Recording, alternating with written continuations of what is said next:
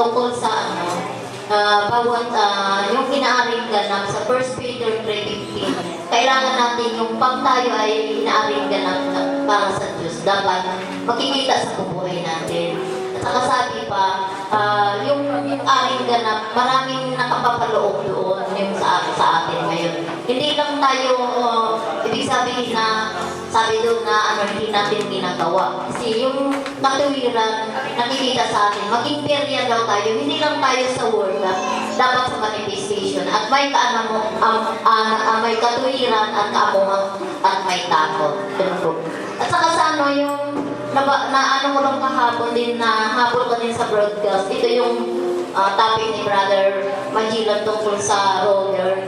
Kailangan sa atin ngayon, may training. Sabi pa nga, activities sa bawat, sa atin lang talaga nangyari ito.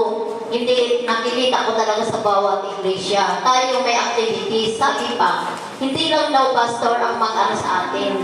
Marami tayong napakinggan sa bawat iglesia. Sa atin na talaga ibinigay ng Diyos na ngayon.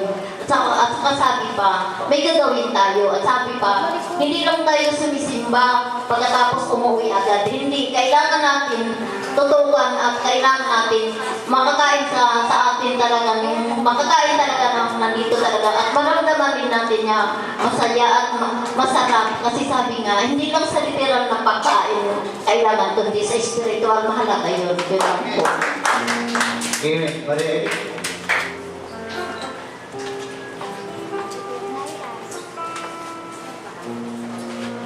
Magandang umaga sa lahat.